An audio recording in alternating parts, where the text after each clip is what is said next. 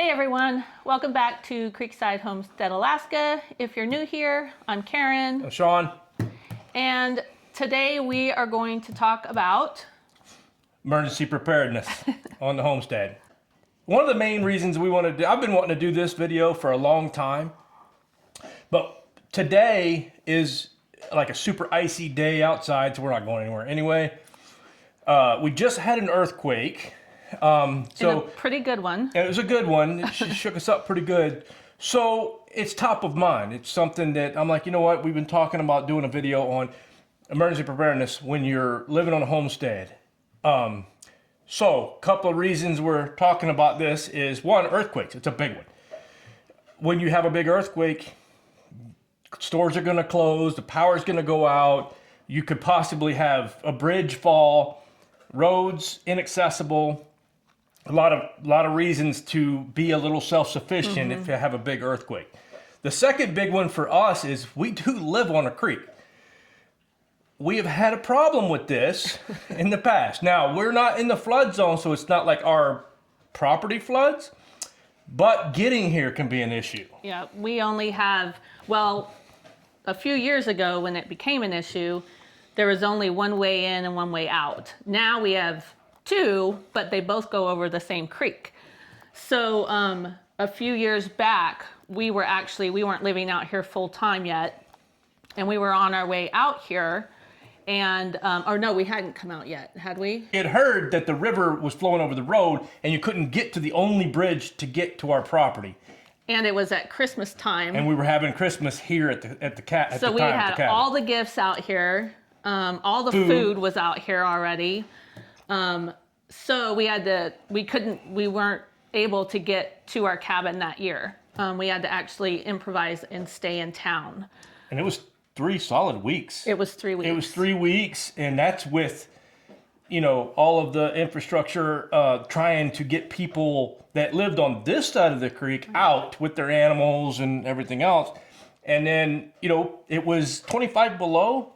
Yes. The first day. Yes. So people's houses were threatened to freeze, if you didn't have enough oil. It was a big eye-opener for us. Yeah, especially now, because now we're on this side of the creek permanently. So if we get stranded, we need to know that we have everything that we need. Yes, and we're able to not just survive, but we're able to continue doing what we do. Right. And that takes what we're talking about today. Yeah. So first, most important, I think, definitely, is food and water. If you watched our videos, we do a lot of canning. And so we like to keep a lot on hand. I'm trying to get to a year's worth of canning, but at least we know we have enough to get us through an emergency with no problems whatsoever.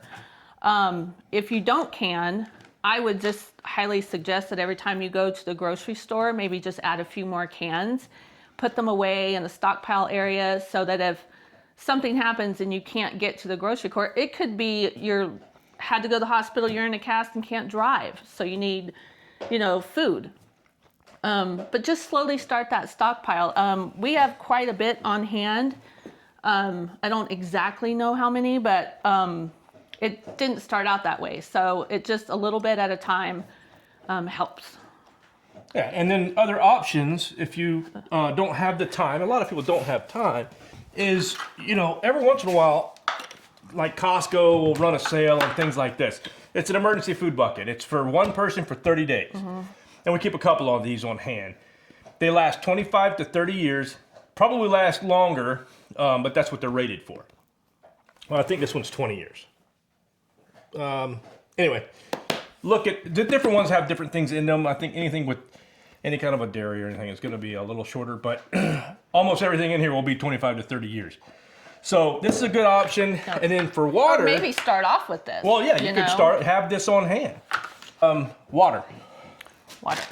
Water's another one. So the simplest thing you can do is buy a life straw. Okay. Well, if you live on a creek, okay, it's easy for us. So, okay, this is all based on the homestead. Most homesteads have a source of water that's not delivered by the city. But even then, you can take this life straw, you can suck out of a puddle in the middle of the road, and it will be safe to drink with something like this. It's very simple, very cheap. I think this was 15 bucks. Actually, I think I got 2 for 1. I think it was actually Black Friday. Yep. But this is the simplest way to do it, is to get a life straw. They make these for individual like this, where you could just suck it out of a puddle. We also have one that's in a water bottle. It's the same basic thing. You fill the water bottle with dirty water, suck it out, it's clean, and then boil water. Boil water. Or grab a couple extra jugs of water next time you go to the grocery store and just set them aside. But make sure that you're cycling those, yes, because they're not good forever. Okay, another thing that we keep on hand at all times is dry goods. I do a ton of baking, so we like to have quite a bit on hand, and that means flour and sugar. Rice, mostly. And we have pasta and that we do keep on hand. Beans, even though I can them, we do keep dry beans, so that when this gets low, I'm able to just grab a bag and can. Now baking is a huge part of what I do, and with that comes I keep sourdough on hand at all times. In fact, just made 2 loaves of sourdough bread this morning. If you get stranded and you run out of bread, making bread is very easy. If you don't have yeast, I suggest you start a sourdough. It is very easy to do. It's not as intimidating as you think. And you run out of bread, make a loaf of bread. It's very, very, very easy to do. And of course, you don't need yeast. Right. If you have the sourdough, you don't need to try, think about, well, I can't make bread because I don't have yeast. Well, you have this sourdough just growing all the time. Yes. So as long as you have flour, yes, and the other couple of ingredients, and it's very simple. It's flour and water. Yeah, that's it. And that takes care of the pasta if you run out of the store pasta too, right? Yes. Yes, there have been times where we have made pasta, not because we ran out, but because we just wanted to make it from scratch. It kind of brings us to having the skills and learning the skills on a homestead, which we are continually learning. Just everything takes time, but I think if you take a little bit of time to develop a skill even more, like I do a lot of sewing, cooking, canning. Sewing's actually a big one we hadn't really thought about. I hadn't thought about much. Yeah. Just being able to mend a pair of socks or whatever, Right. Now, granted, that's getting into much longer term Yeah. problems, but any problem can turn into a long-term problem. If the bridge that comes in here, let's say there was only one, and there was only one up to not too long ago, if both of the bridges were to get knocked out, and these, by the way, are not big bridges. These are very local, weight-restricted bridges. Yes. So if they were to go out, getting back and forth to the stores is near impossible. In the summer, near impossible. Right. In the winter, we could get there. But we're not going to ride the snow machine, 40 miles to the nearest store that has a pair of socks. Yeah, so, mind you, the nearest big stores are 45 minutes away. The biggest grocery store from us is 30 minutes away. So, like Karen's saying, building those skills a little at a time goes a long way. And a lot of the stuff that we're talking about doesn't take a ton of skills. Now, the infrastructure to get there might take a little while. The sewing machine, of course, the canning supplies, things of that nature. It's just something I would, especially if you're on the homestead, if you want to start homesteading, this is the big one. If you want to start homesteading, you might want to listen to what we're doing in this video, because there's a lot of this that gets used every single day. Yep. Okay, next up is heating. Really big one for me. Well, okay, so we do live in Alaska, and it's cold. It's cold for more than half the year. It's cold. If you want to talk about Karen's cold, it's almost all year, except for like July. So heating is a big one. Now, we have, on our homestead especially, we have set up to where we have multiple sources of heat to keep us from dying, or to keep to stay comfortable. You're right. Our main source of heat is wood heating. We've talked about it on the channel before. I've got a wood processing video out there. I'll try to put it up somewhere. My favorite. Yes, Is wood heating. Karen loves the wood heating, and wood she stove. actually has come a long way. This girl can build a fire with the best of the Eagle Scouts, I'm telling you right now. Goes back to skills. It goes back to skills. And I'll tell you one thing, she builds a fire every morning, whether it's from a cold stove or hot coals. I get up about an hour before Sean gets up, so She gets up an hour before the crow, before the sun. yes. I would say that like it's a big deal, but the sun doesn't come up till 8, so. Now, Yes, I get up before Sean, so I get up and I start a fire. But he does have the wood ready for me. He does cut the wood. well, I set her up for success. I make sure that the different sizes are there, so she can start I'm it. only allowed near sharp objects in emergency situations only. I So barely let her use kitchen knife. Matter of fact, we talked about wood heat. There's here in the garage, we have a wood stove. It's right behind me. The back of my knees are sweating. And then we have oil stoves. Right. Basically, we don't have natural gas out here. Propane's ridiculously expensive to try to heat with. Not to mention it's got a lot of humidity associated with it, which makes it, not the best. So heating oil is the next best thing where we are. It's very expensive to heat with heating oil. But we have oil heaters in every building that we need heat in. And we keep oil on hand. And that's more of a backup. We'll let them run in the shoulder seasons because they won't run long. But and every once in a while, it'll come on in the winter when it's really when cold. it's really cold. And he tries to get the wood stove to where it'll go overnight without the oil it'll having burn to come up. overnight. It'll burn overnight, but it's still. But it won't keep the house above 65 Right. overnight. Next up is communications, and this is not my area at all. So Sean's going to talk mostly about communications. I do know how to use it, but he's the brains behind what we have on hand. So one of the things, I was in the military, and I did some work with comms as far as on aircraft. And you also learned that one of the more important parts of any mission is communication. Now, with that said, bring it down to a civilian level, if we are stuck here or if things go down, and one of the examples I can bring up is during the big earthquake a few years ago, the first thing we tried to do was call the children. This is 7 years ago, I think, 2018. Yeah. First thing we tried to do was call the children. Well, I think we got one phone call out of everybody to go out. And it's because everybody was calling their children. Right. It overwhelms the cell towers, et cetera, et cetera. So comms is a big one for me. If we need to talk to our neighbors, our family, I've put together some inexpensive and easy to use without getting into the weeds with comms things. So first thing I did was I put an antenna up on the cabin that's about 40 feet high. That gets me above the nearest hill. And then I have a 50-watt GMRS radio. This is what I connect to that antenna. If the power's out, I can run it off of a car battery with this power supply. So that alone gets us communications with people around us.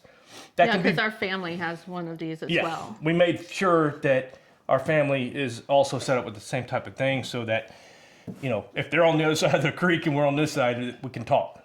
And that's very important, especially with your neighbors too. Right. If everybody knows what channels and frequencies to use or whatever, then you can talk, and if anybody needs help, you're not stuck trying to walk. And then also the same thing, but in a handheld version. But these have a decent range, decent enough that you can talk. If I'm out hunting, or Karen is in one side of the property, I'm on the other, and we're in a situation where the river's overflowing or the earthquake just happened or something like that. You won't have cellular, so you want to make sure you can communicate. Anyway, that's simple. The next thing is we do have a Starlink satellite internet. This is the mini, the small one. You can run this off of a battery using a different kind of power supply. But this is if your disaster is localized, then you could actually use that to email whatever you want to do with the computer. But that'll get you internet. Again, it has to be localized. Localized by, if it's like just in our 100-mile circle, then you could still use this. If it's much broader, then even that won't work. But, these are simple things a lot of people don't think about, but I can tell you right now that feeling completely isolated in a situation where you can't get to the store could be pretty scary for some people. So just being able to chat it out sometimes is all it takes. Next up is a big one, medical. Medical. One of the reasons we're in the shop is because this is where a lot of this medical stuff gets used. So on a homestead, I don't care where you are, whether it's cold, hot, whatever. Everybody has different issues as far as heat exhaustion, freezing, But injuries are going to happen. Especially with this guy. Well, I'm not accident prone, but I don't always think about my personal protection when I'm doing stuff. A good example of this one, and this one actually came up pretty recent. I was actually putting a T-post in other end of the property. Karen was in the house. I think she was in the kitchen. But I was just putting T-posts in, and I hit using a really heavy T-post driver, and I, instead of going all the way over, it hit the top of it, and the top of the T-post driver hit me on the crown of the head, knocked me straight to the ground. I nearly had to crawl. My wits were not about me. I had to near crawl from the other side of the property to the back porch. Karen came out. And, he had a concussion. Maybe. No. He had a concussion. I wasn't under protocol. The point being, I came out. Karen came out, and we had to do a little bit of medical. Yeah, because he came out and blood was coming from here and just all down his face. With no I walk outside and my husband has blood dripping down his face. Right. So what we try not to do is panic. But the point is, that's a simple thing, just driving a T-post. We are always using saws, chainsaws, knives, you name it. A lot of the things we use around here it can be very dangerous. And it's all the time. Yes. We're every day. Yes. Every day we're using tools and things that are dangerous. So. And another point to that is we, not really with medical supplies, but he always lets me know what he's doing on the property, because especially in the winter, I'm inside a lot. But even outside, if we're doing two different things, he'll always let me know what he's doing. And then I always make a point, if I don't hear from him or hear what he's doing, like if he's running the chainsaw and then I don't hear anything for a while, I'll always go find out what he's doing and if he's okay. And that's a huge thing for us, is to stay in communication with each other. And on that same note, I've been told there's certain things I cannot do if she's not home. And I get that. True. I'm not going to be climbing, 30-foot trees, and I'll run a chainsaw and all that, but there's some things I just won't do when she's not home because, again, there's nobody here. Right. But that's what this is about. We'll talk about some first aid stuff, and then So this is just a old backpack, cheap backpack that we put together. You could grab this and go. We don't have anywhere to go. This is where we'd go. Mm-hmm. But one of the things we thought about in getting ready for this video is, if one of our neighbors was hurt and they contacted us, and we're a lot closer than any emergency services. Yeah. I could grab this bag and head to their property, go to their farm, and render aid. And this has got everything you would need to do that. One of the first things is this is a book called The Survivor Doctor's Complete Handbook. This has a lot of natural remedies. It has a lot of emergency care information in it. It's written by Dr. James Hubbard. So this is, if there's something you're just not sure how to treat it, it's going to be in a book like this. And this is for bare bones. This is like if you are whittling a stick and you stab yourself, this will tell you how to treat it. This would be great for me. All right, so some of the simple stuff in here, Neosporin. We have some medical pads, antibiotic ointments. Now, you have to be careful with this. You want to make sure it's not way out of date. So replace it, replenish it every once in a while. Some bug stuff. This is if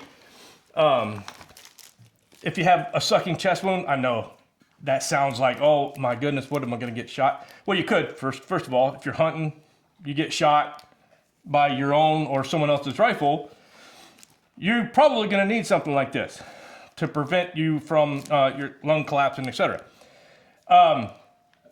Otherwise, you could fall on a stick in the woods. Trust me on this, I've done it. You fall wrong, you could fall on a sharp stick, and now you've got a sucking chest wound. Mm-hmm. That's why I keep things like this around. Most people don't. Got blood clotting agents. Staple gun for your head. Or any other cut you have that needs stitches. Head comes to mind just because. That does, yes. This is something I would recommend having. I mean, a lot of people aren't going to, be Rambo and stitch themselves up. Whereas a staple gun, I mean, she could just think about some of the times I've done things to piss her off, and she'll start stapling away.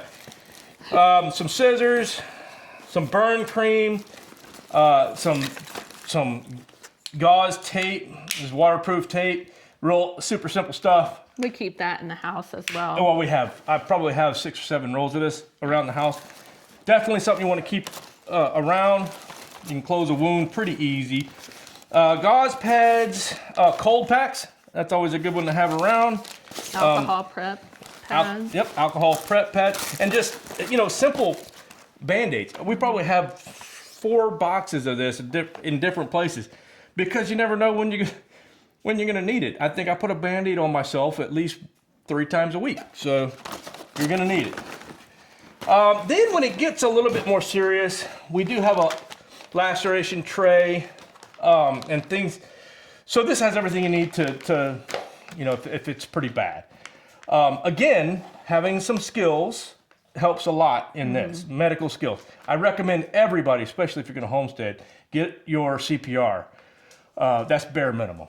Other than that, I mean, granted, in the military, we got a lot of training on different things.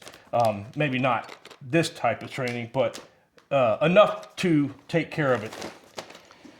We take this, we grab this and put it in our camper when we go camping in the summer. And that's exactly what it is. It's just something we can grab and, if going fishing, and granted, you're going to get cut. Hunting, I just throw it in the hunting pack or whatever. I have a smaller one for hunting too, but. And this is just basic. Yeah, it's basic, but it has trauma pads and stuff in it. But this is more of a workplace type of thing. These are just more pads, more cold compresses. Again, make sure your expiration dates and make sure that they're not already crushed. And don't forget about medical supplies for your animals as well. We keep, we have ivermectin on hand. We have wound care on hand. We have antiseptic. We have electrolytes for the goats and chickens. We have Blue Coat because we have antiseptic, basically. Oh yeah, true. But that is one thing that I want to improve on a little bit. We do have basic medical supplies in case of an emergency, but I would like to have some long-term more supplies on hand. So that's one area that I would like to improve on. Yeah, I mean, we do have medicine for bloat for the goats. We have an emergency we have syringes. oral thing. We have syringes. And of course, don't forget that you can use a lot of your human supplies to fix problems with your animals, whether it be stitches or, just gauze pads or whatever it may be. And don't forget, they're a lot tougher than you think. Right. Yeah. I think that's pretty much covers it. Next, another one of Sean's favorite is firearms. So you got to hunt, right? And I know we're talking about emergency preparedness. Well, I mean, how long is that emergency going to last? How long is that emergency going to last? One of the basic things about being on a homestead is harvesting animals for food, okay? And you need a way to do that. I'll leave that at that. And protection, because we do have wild animals come onto our property. We actually had an incident a few years ago. It's funny now. It is funny now, but it wasn't. But we actually had a moose. It was an adolescent moose that had been weaned too early. Yes. And so he had no manners. No manners. And he decided he wanted to live in the goat pen. And he went at Sean and River a few times to where we thought we were going to have to Put him down. Yeah, I was going to say, I was at my wit's end with this moose because he was starting to actually get dangerous. We have moose all the time, but this woman had no manners. Didn't know what to do. Didn't know to be scared. Well, like the day after I made the decision, if he comes back, I'm going to have to dispatch him because he's going to end up hurting me or somebody else. Our neighbor, not too far down the road, had to dispatch him because he got in with their sled dogs. Their sled dogs, yeah. So it does happen. So having a way to protect yourself. And for me, if he's not here and I'm by myself outside, I mean, we have livestock, we have chickens. If something should come onto the property, we haven't had it happen yet, but the foxes are getting a little closer. We've had fox that I'd like at the fence. Yeah. We do have a 90-pound half bulldog that probably, her scent keeps a lot of stuff away. But right. Long and short of it is you need a way to protect yourself. You need a way to hunt for food. And that's one of the things you can do. And again, training. And, final thought on that, don't forget about your ammunition. You want to have enough on hand that, if you have to hunt for an extended period of time, you have enough for your rifle, whatever it may be, that you don't have to rely on going to the store. Next up is power. So, yeah, I mean, it seems simple. There's actually a lot of my neighbors would laugh at this because a lot of them are off grid. Right. And I'm talking about like across the street. They're off grid. We just happen to be on the side of the street with the power poles. And it's egregiously expensive to get power across the street. So power goes out a lot here, a lot. Like, I mean, today, twice, yeah. And that's just I don't even know, it's icy. Yeah. But if you had an earthquake, a big one, your power's going to be out for a long time. Now, we have set it up that we don't need power. We can cook, we can heat. Mm-hmm. Everything that we normally need to do, we can do without power. Now, I think the longest we've been without power is, 18 hours? Yes, yeah. 18 hours in a stretch. Yes, and was it cold? I don't know if yes, it was cold. Yeah. It was cold. So, okay, we could survive without power, but what's the fun in that, right? So we do have generators and we keep fuel on hand. We could thrive without power for quite a while. And then for Karen. Yeah, he has, if he's not here, he has actually set up in the house a disconnect system to where I know exactly what to do, and all I have to do is go inside, hook it up outside, go inside and flip all the switches on, and it's like I have everything I need. Yeah, well, yeah, and everything you don't need and but everything want. I don't need. mean, I can watch TV. Yeah. So, yeah, backup generator. It's not an automatic one. That's why she's building materials. Oh, this is all you. Well, and I'll put some pictures up about what I'm talking about. But I'm sort of a hoarder in the sense that if someone is getting rid of lumber, whether it's used or not, or anything else, I'm the first one. Well, lately I'm the first one people call because they know they can get rid of it. Right. I keep a lot of stuff on hand, and again, if you have an extended situation that you can't get across the creek or whatever it may be, or the earthquake has destroyed a lot of stuff, your home is going to need repairs. Hell, the earthquake alone is going to make you have to repair some stuff. Right. So I keep lumber, fasteners, you name it, pieces of metal, sometimes a little bit too much stuff, but I have pretty much anything I would need to do any repairs around Well, here. and it's also good to have, when the prices increase, he's always got most of what he needs on hand to do small projects. That's a good point. Inflation proofing is I never really considered. That's a big one around here because, if eggs get ridiculously expensive like they did last year or during COVID or whenever it was that they killed all the chickens because one got sick. we have eggs. We store them, put them away, glass them. That Yeah. worked out. Yes, that worked out. We have chickens. We have goats. So we have meat if We have needed. yeah. So, but it's also inflation proofing. To a point, things get expensive. You can weather that for a while Right. without having to. We're on a fixed budget. Lumber got ridiculous during the COVID thing. So. And then the last thing we have on there, which we almost forgot about, Yeah, this was a big one. is our animal feed. You kind of take that for granted a little bit, I guess, but or you just don't think about it. But we have we have to have food on hand for her at all times, and so we try to stockpile that up at least to have at least a month's extra supply on hand at all times for her. And that goes for the goats and our chickens too. Now, if we ran out of food for them, they're pretty self-sufficient. Our goats might get skinny because they're not exactly skinny right now. But so they could survive.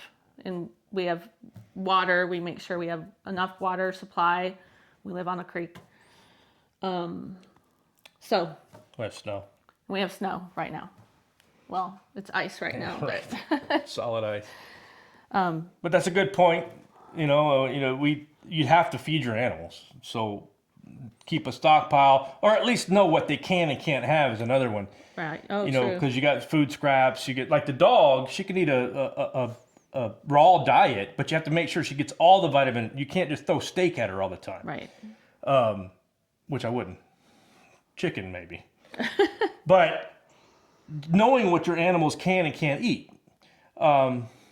Speaking of, this is something that I forgot to put on the list. I'm going to mention quickly. Have books. Oh, yeah, that's a good one. Have books written in ink on paper. The internet Yes. has spoiled all of us. Yes. Because if you want to know what your goats can't eat, you're just going to Google it, right? Well, what if Google isn't there? Again, earthquake. Earthquake can knock out infrastructure to the point where you do not have internet. Right. And even if you have 3 bars, doesn't mean you're going to be able to get the signal through because everybody else is trying to also. That's a So, really good one. We have books in the house for raising our livestock, for canning, other ways of preserving. I have books on making natural remedies. He has stuff on his woodworking books and general home repairs, home repairs. medical. There was something else I was just thinking about. Oh, I also have in print an actual map. Oh yeah. I have an atlas and I have a Alaska road map, and then I have one for the lower 48 also. There's another thing. I don't know. We're getting into the weeds a little bit, but if your phone doesn't work for any reason, whether it's your phone or the actual towers, having information on print Right. is very important. if anything, just have some books for recreation if you don't have power and you can't watch football. God forbid. I think that is about it. I think we've pretty much covered what we do around our homestead, and maybe you can learn a few things and start your own emergency preparedness. I mean, it's taken us a while to get to this point where we, you know, you're gonna get a few things at a time. You know, you can go to Amazon and order, you know, a few packs of gauze, whatever it may be. You could start with the cheaper canning supplies. I recommend going straight to the American canner, but not everybody can afford a $400 canner. Right. Comms, you know, you can start cheaper and then, you know, move your way up. You know, your heating system, that's going to be how you design it. I do recommend having a wood stove if you can afford it, or if you have room or whatever. Yeah. It took a shocker to kind of wake us up a little bit. So don't wait till you have an emergency and you don't have what you need on hand. And it's a comfort level too, to know that we have everything we need should we not be able to get out of our house for an extended amount of time. Just for me, it's nice to know that Karen's got everything she needs. If I'm gone hunting for a week or whatever it may be, I know she can, you know, feed herself and animals and everything else, and heat. You know, she knows how to use everything that we've talked about to the point where she can be self-sufficient, unless it's 40 below. Different subject. That's a whole nother story. All right, well, that wraps it up. Thanks for watching, everyone. Thanks for watching. See you next time.